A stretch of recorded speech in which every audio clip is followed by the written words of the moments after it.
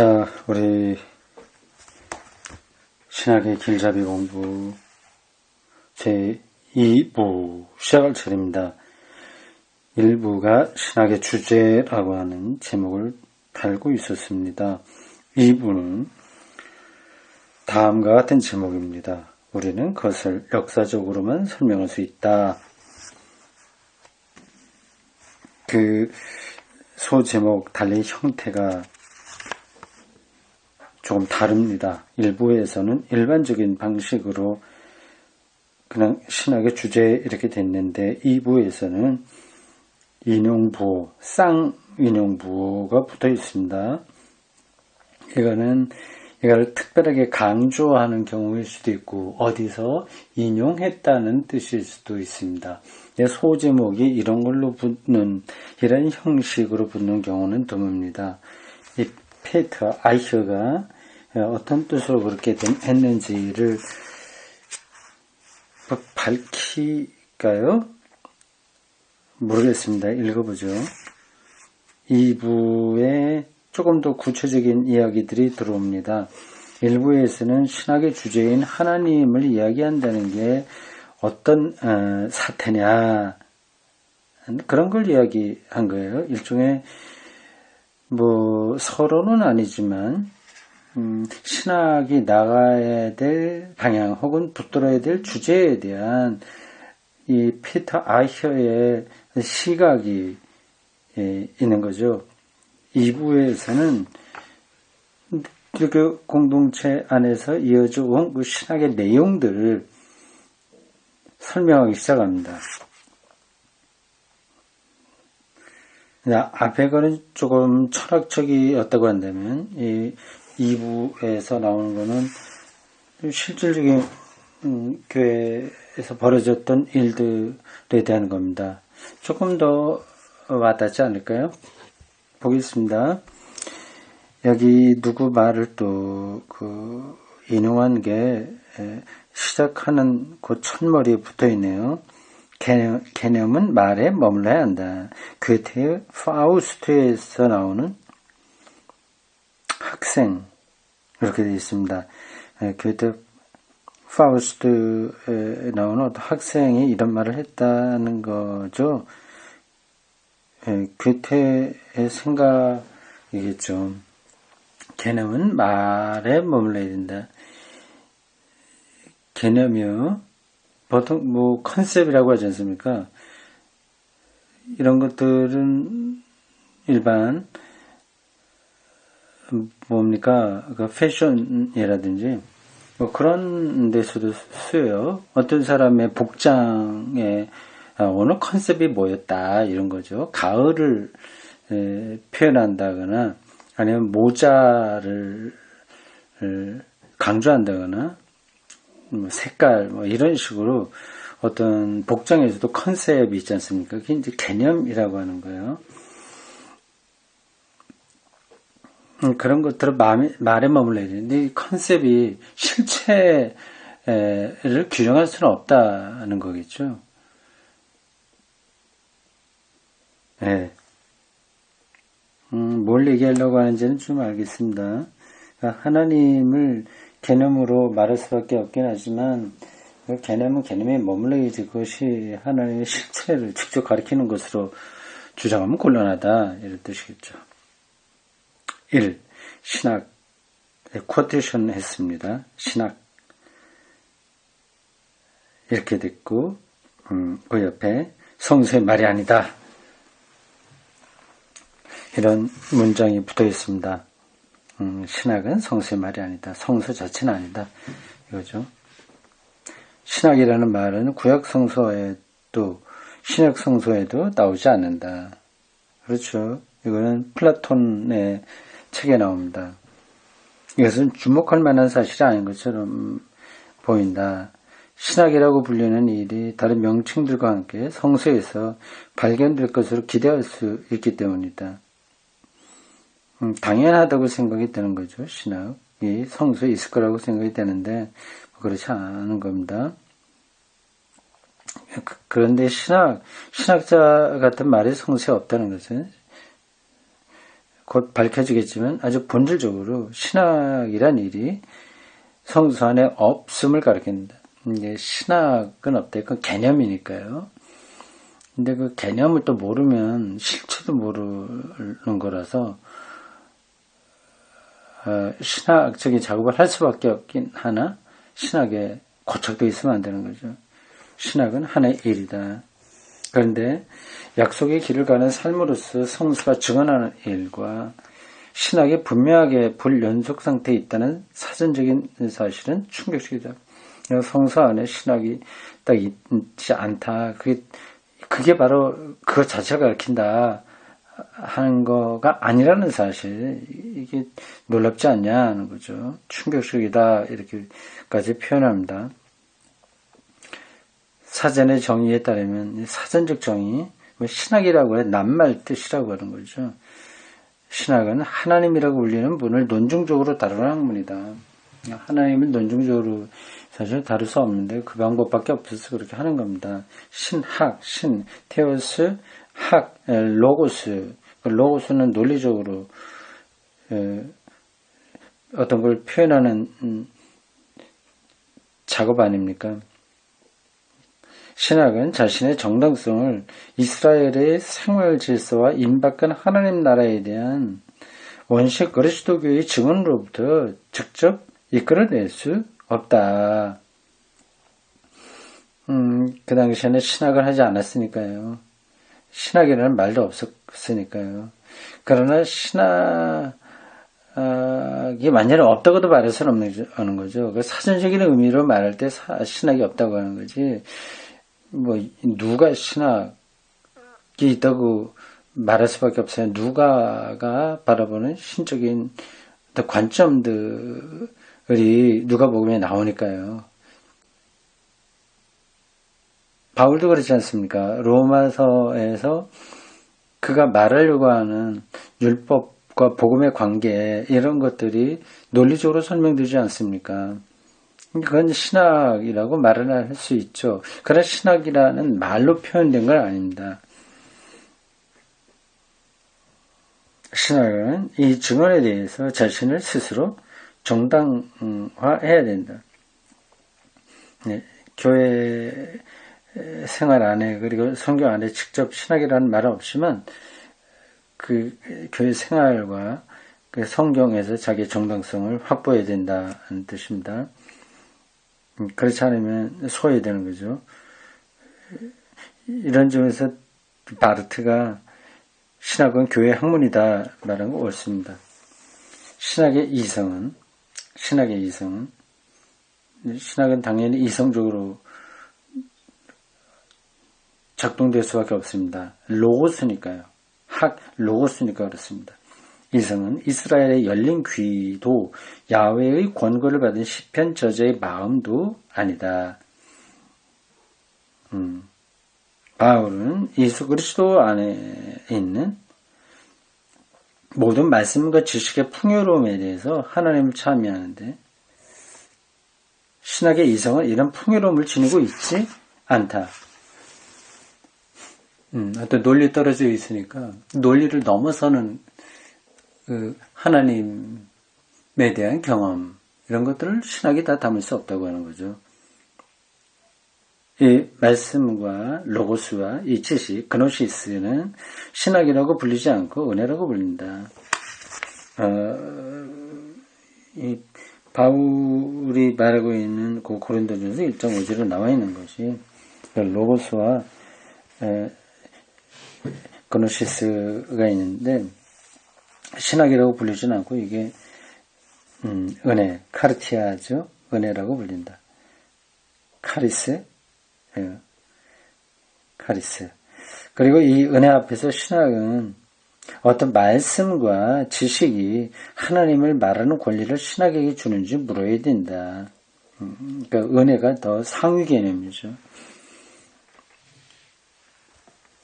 피터 아이어의 이러한 설명에 좀 동의합니다. 이게 신학 무용론을 가리키는 건 아니에요. 신학의 한계를 말할 뿐이지 신학이 없어도 된다 그 얘기는 아닙니다. 이 신학 그리스 말. 아주 간략간략하게 지금 설명하고 있네요.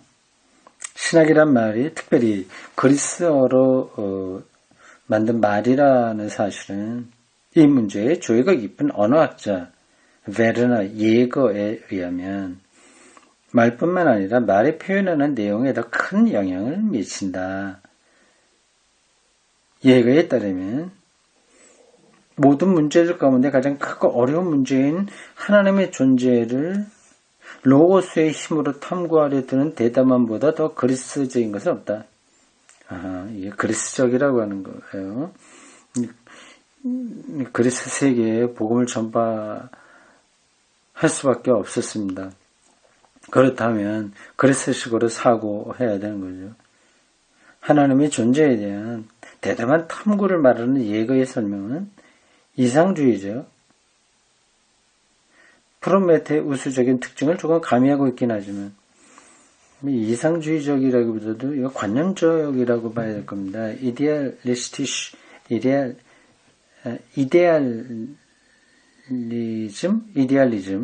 근데 이상주의로 번역되긴 하지만 철학, 인문학 이런 데서는 어떤 사조를 이야기할 때 관념주의라고 얘기하죠.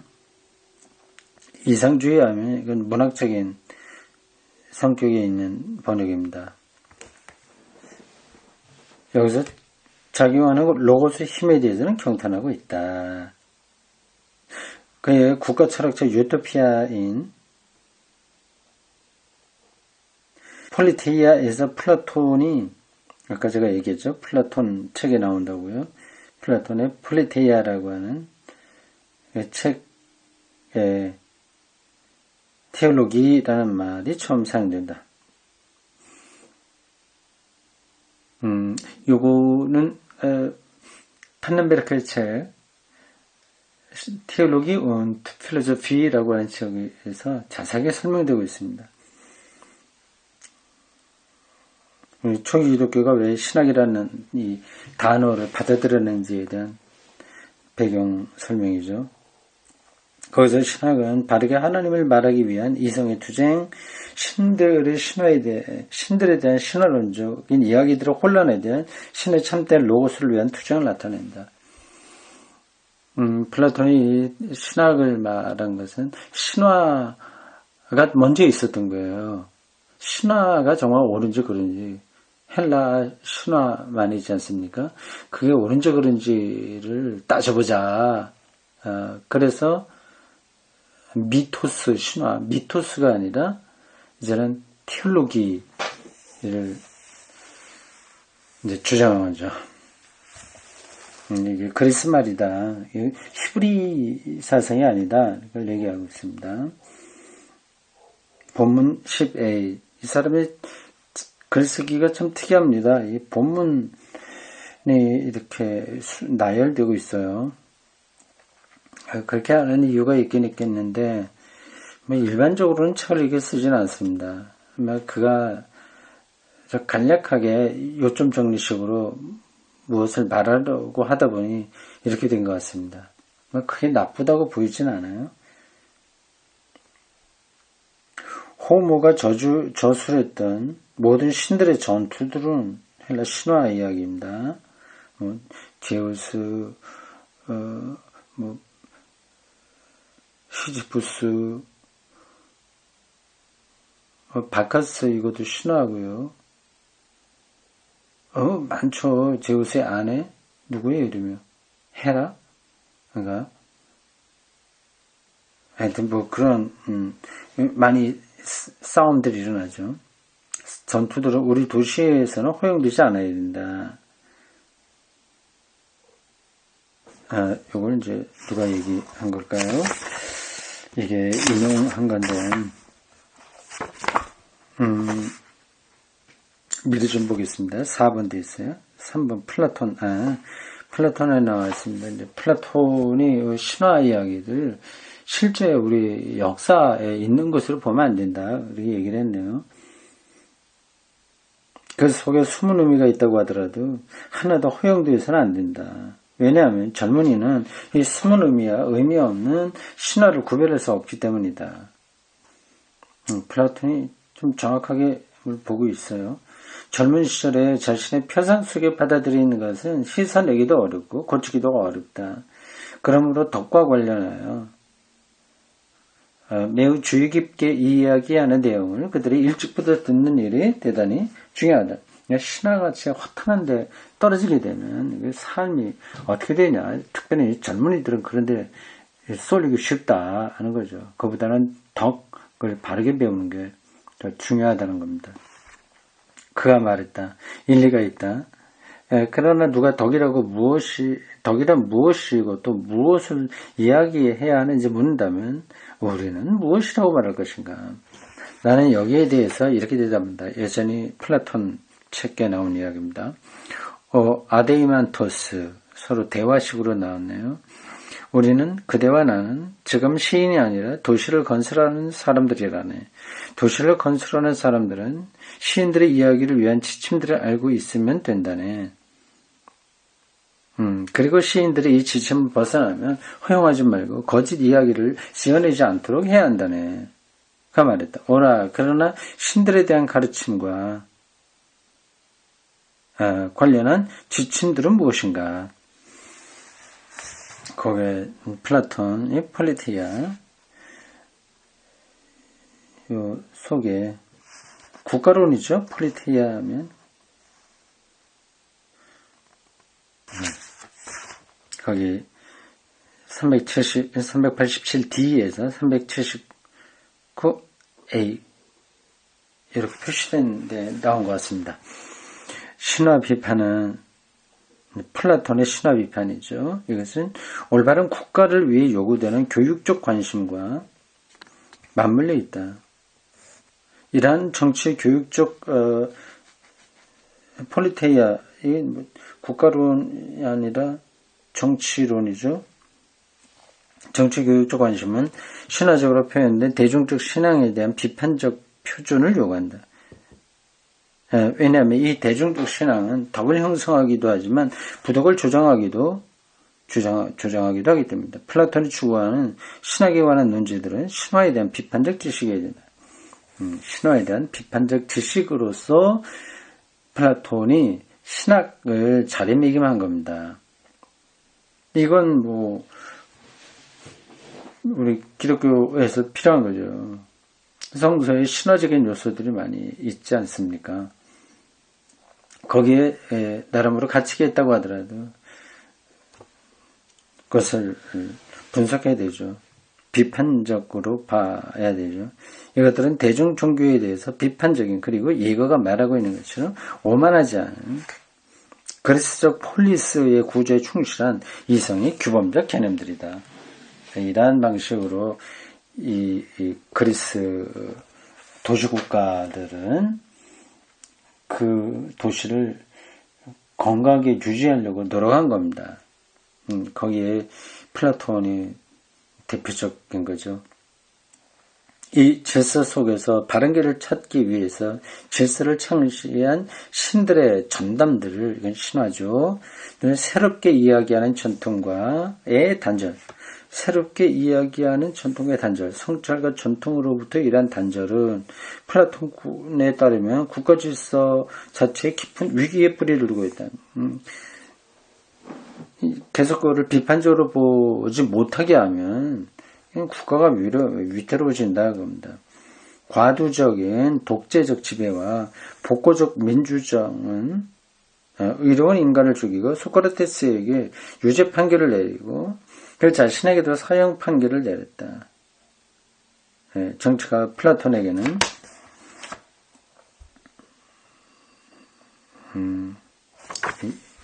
이것도 어디서 인용한 그런 글입니다. 이런 정치적 지배 형태는 존재할 권리를 상실했다.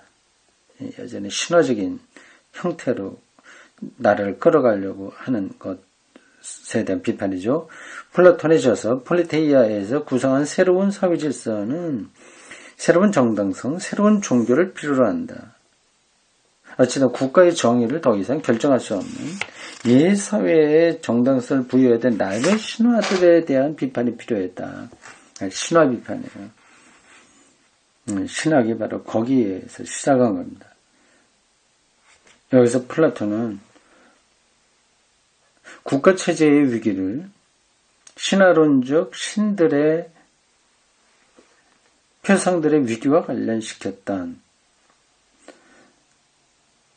소크라테스 이전의 계몽주의자들의 비판에 동조한다.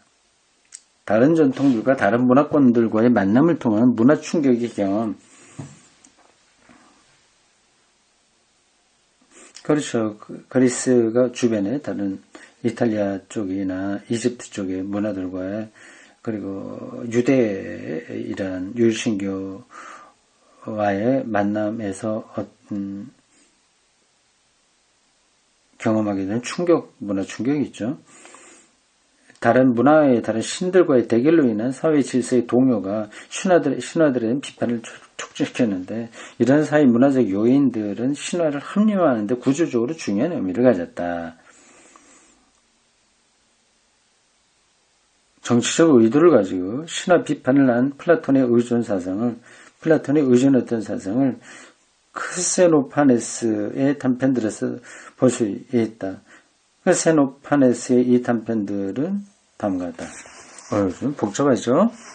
근데 이거 아주 전문적인 거라서 우리가 한번 듣더라도 다 잊어버립니다. 세부적인 것은 다 잊어버려도 괜찮습니다. 제가 반복해서 강조하는 것이지만 책 읽기에 가장 중요한 것은 그 책에 있는 내용을 잘 사사시 다 외우고 따라간다는 데 있다기보다도 그 책 읽기를 통해서 내 생각이 더 깊어지는 겁니다. 이 신학이라고 하는 단어가 가지고 있는 그 유래, 그 근원, 그런 것들에 대한 지금 설명이지 않습니까? 그런 걸 통해서, 초기독교의 이 신학이라는 단어가, 그 성경에도 없고 실제 생활에도 없었지만, 이제 그게 플라톤의 책에서 나온 건데, 그 플라톤이 그거를 말하게 된 이유가 신화가 번성한 그 체제로 인해서 벌어지는 이 국가와 사회 위기를 극복하려고 했었던 거구나. 그런 정도만 알고 있어야 됩니다. 본문 11a, 아까는 본문 10a였는데 11a입니다. 또 여기 뭐를 인용하는 거죠. 그것도 계속해서 폴리테이를 인용하는 걸까요? 호모와 헤시오도스는 그 시인들이죠. 그리스의 그런 신화들 이야기를 잘 쓴 사람들입니다. 이들은 인간에게도 수치와 결함이 되는 모든 일들, 도적질과 간음, 그리고 서로 사기치는 일들을 신들이 행한 것으로 만들었다. 그들은 신들의 불법적인 이야기들, 즉 도둑질과 간음과 서로 속이는 일들을 얼마나 많이 이야기했던가. 헬라 신화에 그런 이야기들이 많이 나오죠. 섬멸할 인간들은 신들이 튀어나오고 옷을 입고 목소리를 갖고 우리 인간과 같은 형태를 가졌다고 공상한다. 인간과 똑같이 행동했습니다. 영웅으로도 묘사됩니다. 그러나 만일 황소와 말과 사제가 인간들처럼 손을 가지고 그림을 그리고 조각을 만들 수 있다면 말은 말과 비슷하게, 황소는 황소와 비슷하게 신들의 모습을 그릴 것이다. 각자 생긴 대로 자신들의 모습을 그릴 것이다. 신화 이야기가 바로 신을 인간의 모습으로 그려지잖아요. 에티오피아인들은 그들의 신들이 납작코이고 피부가 검다고 주장하고, 트라키아인들은 그들의 신들이 푸른 눈에 붉은 머리를 가졌다고 주장한다.